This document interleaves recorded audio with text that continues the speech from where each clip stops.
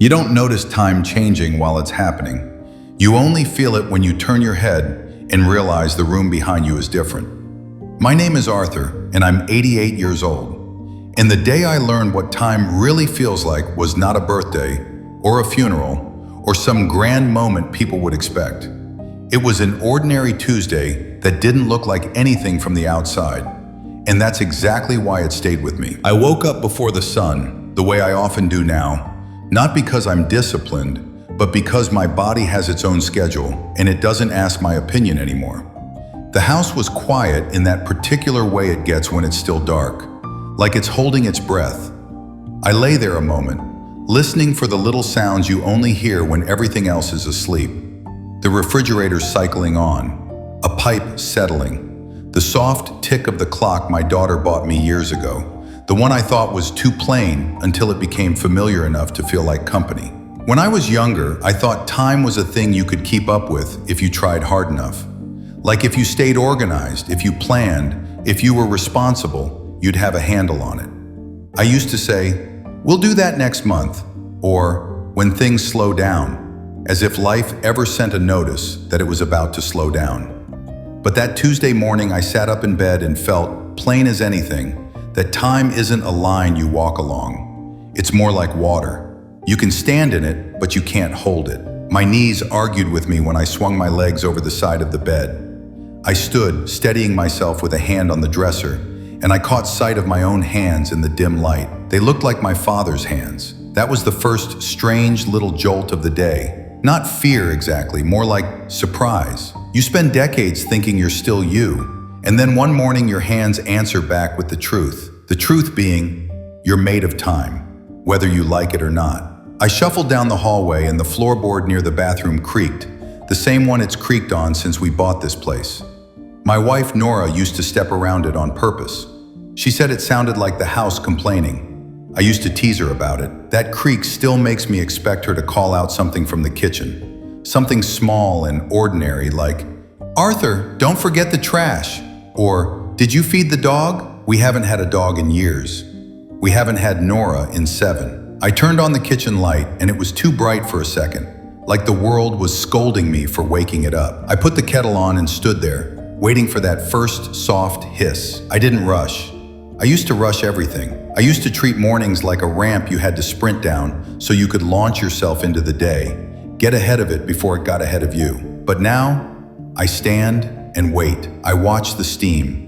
I listen. It's funny what becomes precious when you stop assuming you have an endless supply of it. The mug I reached for was chipped on the rim. Nora dropped it once, years ago, and she laughed because she said it looked like it had taken a bite out of life. We kept it anyway.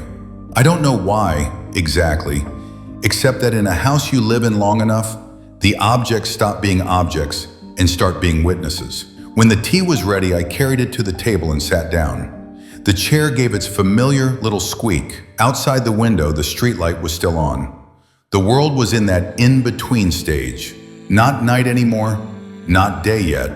And for some reason, I looked at the calendar on the wall, even though I didn't have anything scheduled. The boxes were mostly empty. Doctor appointment later in the week, a note to pick up more oatmeal. My grandson's name circled on Saturday because he'd promised to call. And that's when it hit me, quietly but firmly, that time doesn't feel like a stack of days, it feels like a handful. When you're 25, a year is a whole landscape. You can get lost in it. You can start over. When you're 88, a year feels like a small room you can cross in a few steps. And it's not that you're thinking about death every minute. People assume old age is a constant vigil. It isn't. Mostly it's just life, only quieter. But the sense of scale changes. The weeks don't announce themselves. The seasons come and go like someone flipping pages when you're not looking. I took a sip of tea and I thought about my first job, of all things. The smell of oil and metal, the way the shop floor sounded, the heavy clank and hum. I hadn't thought of that place in months, maybe years, and yet it came back as if it were yesterday. That's another trick time plays. It makes the far away feel close and the recent feel strange. I can remember the pattern on my mother's apron more clearly than I can remember what I ate for lunch 2 days ago. After breakfast, I washed the mug and set it on the drying rack. Then I did something I hadn't planned to do. I opened the small closet by the hallway where we keep old photo albums and boxes of papers. I don't know what prompted it. Maybe the quiet, maybe the calendar, maybe the way the house had felt like it was listening. There's a brown box in there with my name on it, written in Nora's handwriting.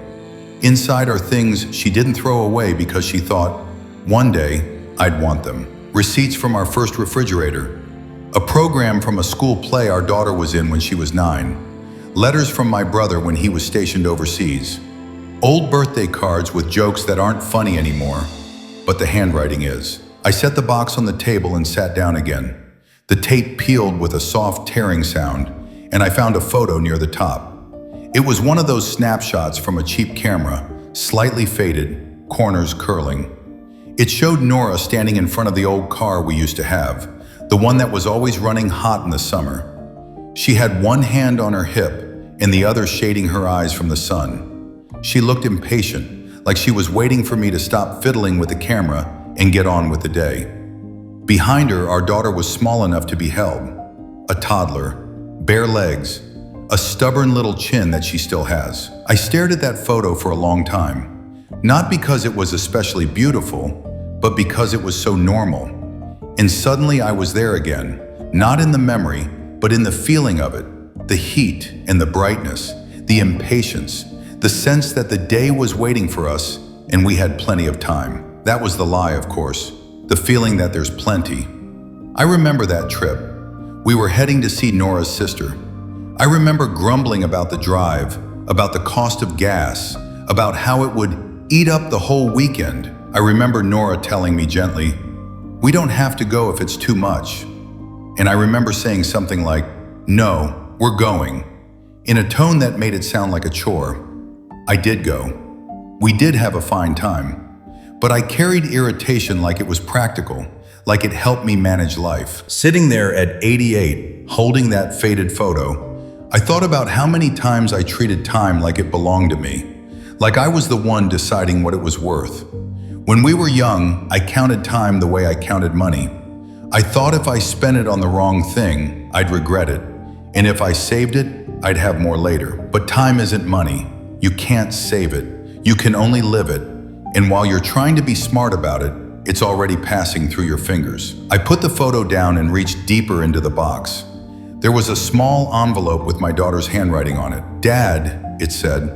Nothing else. I opened it and found a letter she'd written to me after Nora died. I had read it before, of course, but I hadn't read it in a long while. In the letter, she thanked me for being steady. She said she knew it wasn't easy for me to show emotion and that she loved me anyway. She wrote about the way I used to come into her room at night when she was little, just to make sure she was breathing, and how she always pretended to be asleep because she didn't want to embarrass me. She wrote, "You loved us in your way."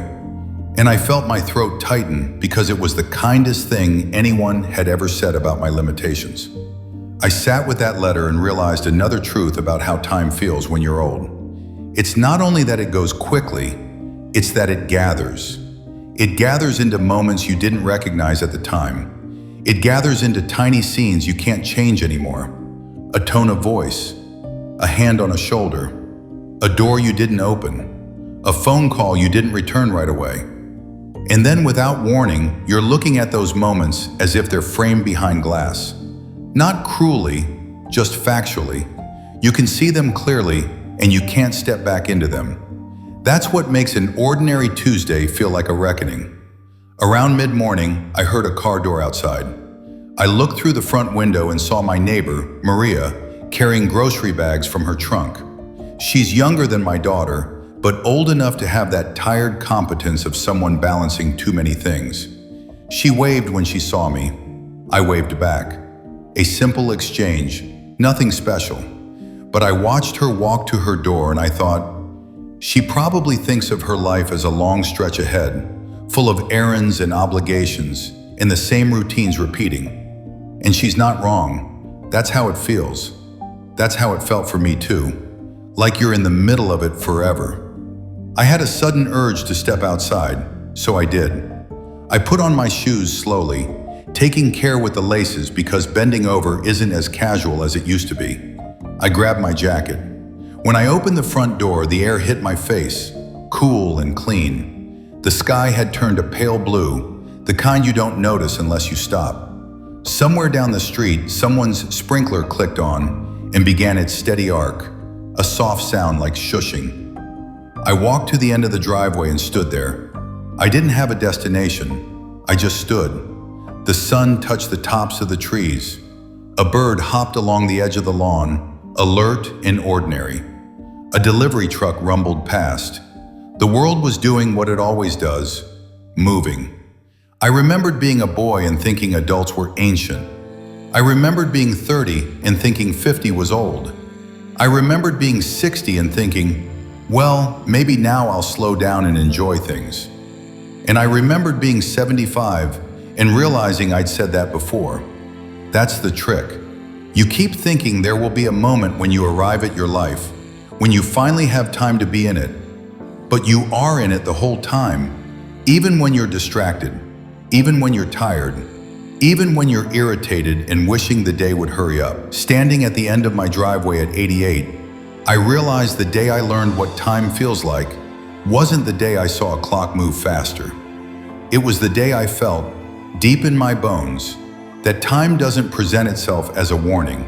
It presents itself as Tuesday morning. It presents itself as a chipped mug, a creaking floorboard, a neighbor waving, a letter in a box, sunlight on the trees. And the feeling that comes with it isn't panic, not if you're lucky. The feeling is tenderness. It's a softness toward your own life. A kind of sadness, yes, but not sharp. More like the ache you get when you hold something dear and realize it was always fragile. I went back inside and made myself a simple lunch. I ate without the radio on. I used to have noise on all the time, as if silence might accuse me of something. Now I let the silence be. After lunch, I sat in my chair and I dozed for a while, the way old men do, head tilted, mouth slightly open, not dignified, but honest. When I woke, the afternoon light had shifted, and for a moment, I didn't know what day it was. That happens sometimes. It used to scare me. Now it mostly makes me smile because I remember, very clearly, my own father sitting in his chair and asking my mother what day it was, and me thinking, impatiently, that he should pay more attention. I didn't understand then that the days stop feeling separate when you have lived enough of them. Later, my grandson called. He didn't say much. He never does at first. He asked how I was. I said, "I'm here," which is an old man's honest answer. He told me about school, about a test he was worried about a girl he liked but didn't know how to talk to. I listened. I didn't rush him. I didn't give him a lecture.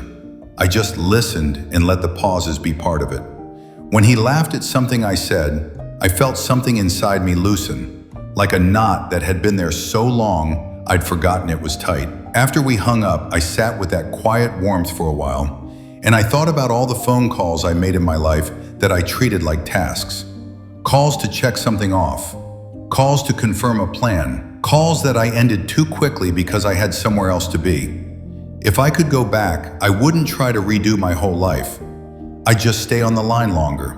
I'd ask one more question. I'd let people tell me what they were really saying. That night, I got ready for bed and stood again in the dim light, looking at my hands. I thought about the boy I was, the man I became, the husband I tried to be, the father I didn't always know how to be, the old man I am now. And I finally understood something I wish I'd understood earlier. Not in a dramatic way, but in a practical, livable way. Time doesn't feel like a ticking clock. It feels like a series of ordinary rooms you walk through, and you don't know which one will be the last you remember clearly. It feels like conversations that seem small until you can't have them anymore. It feels like a face in a photograph that can still make your chest ache 30, 40, 50 years later. So if you're listening to me and you're younger than I am, here's what I want to say, as plainly as I can. Don't wait for time to feel important before you treat it that way. You won't get a special sensation that tells you, this is the season you should pay attention. It will just be Tuesday. It will be dishes in the sink. It will be a drive you think is inconvenient. It will be a person talking to you when you're tired. It will be your own life asking you, quietly, to show up. And if you're older, closer to my age, and you feel that strange tenderness I'm talking about, don't be ashamed of it.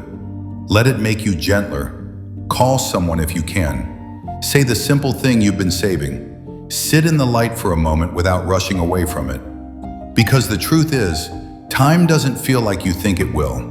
It doesn't feel like a countdown. It feels like a home you've lived in for years, and one day you notice the marks on the doorframe, and you realize they weren't just lines. They were people growing. They were days passing. They were love, happening quietly the whole time.